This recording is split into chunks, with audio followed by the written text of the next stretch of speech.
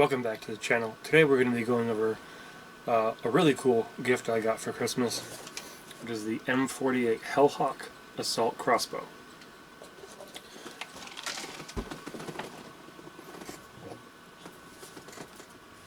So there it is. Already assembled, ready to go. I've already fired it quite a few times. It does not come with the red dot, so I've added that.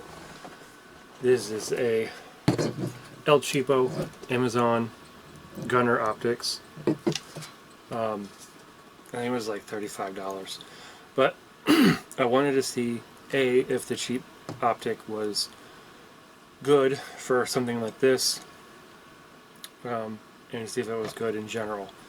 I don't think I would put this on any kind of firearm, but a cheap small crossbow like this, I don't think it'll be bad at all. But it does come with Picatinny rail up here and a Picatinny rail down here. This angle grip is detachable. This is actually pretty solid for small game hunting. The front post here is removable. I decided to keep it on, but it does have a, I don't know if you can see, but it is fiber optics in there. The rear rail, obviously I took that off. That one is adjustable for up and down and side to side for high-end windage. So when you get this, I should mention this is an 80-pound crossbow. Standard aluminum bolts. It's capable of up to 185 feet per second. It is here to here is about 16.5 inches wide. Tip to tip is about 24 inches.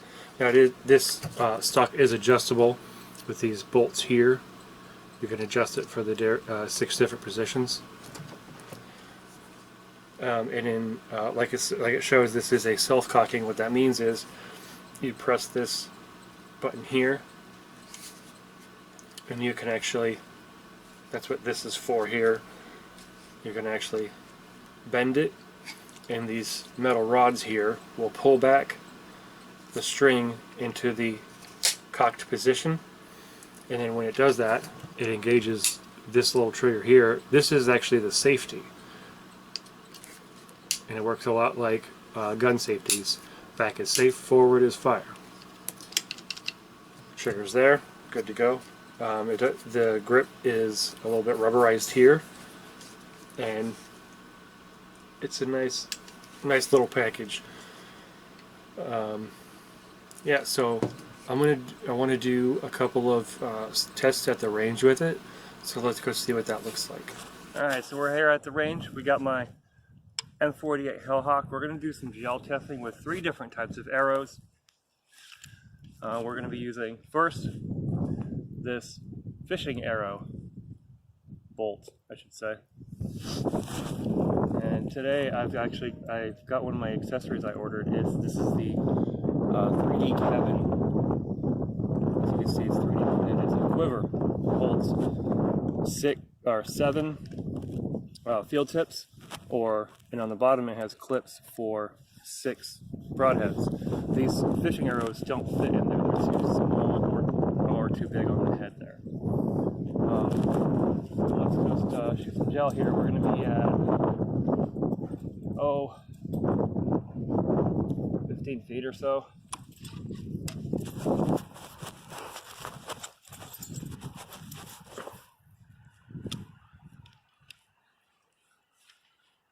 Hopefully my red dot is good enough.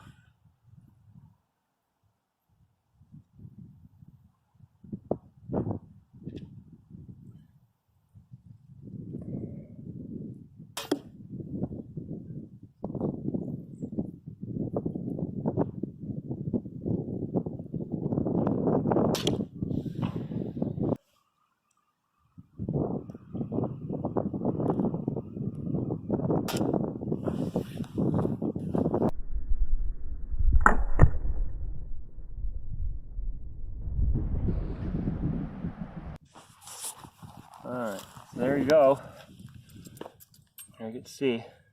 This is a 14¼ inch block, and that went easily 13 inches.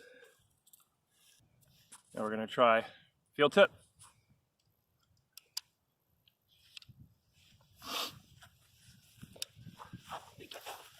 Even with the block.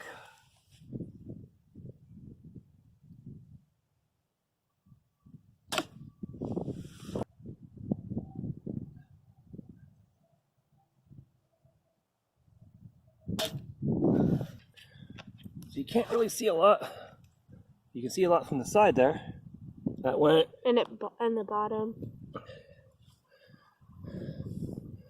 That went about 11 inches in. You can see the flight separated from the bolt. Next, we got a broadhead.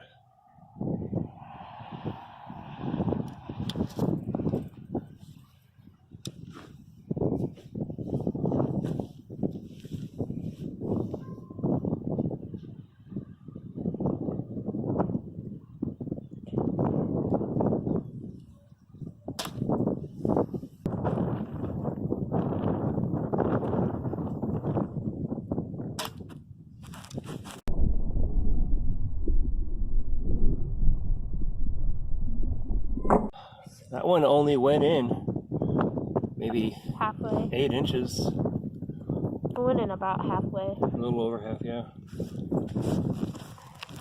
That's really surprising. That's the side. Can't really see it from the bottom. It's like right there. So there you have just a basic gel test for the different types of bolts. So we have. So when you do buy this, it does come with 3 of these types of bolts, gold with a field tip, and these are the ones that I bought aftermarket. They have a much larger point on the end of them. Let's see if you can see that a little better. The ones it comes with, the field tips are actually removable. So if you had other field tips you wanted to use, or maybe if you had a small broadhead that you know of, you could fit those onto there. And it comes with 3 of those. These other ones, you can get these on Amazon. I think I paid $5 for 12 of them. They're very inexpensive. The other kind of bolt that I got was a pack of these fishing bolts. You get 10 of them, and I think they're about $11 each, or not each, but per pack. And that's what they've got. The hook there, the barbs there. This cap here is removable, the tail cap, and so is the shaft from the head. It has this string on the end of it where you're going to tie your fishing string to it. And as you saw in the gel block, these performed actually pretty well in the gel block. That's actually one of the accessories I have coming for it. Is it attaches a Picatinny rail to a fishing reel seat where I can put a fishing reel on the end of it. And I'm actually going to take this out and do some crossbow fishing for some carp, or possibly some gar. The other kind of arrow that I got was a pack of these broadheads.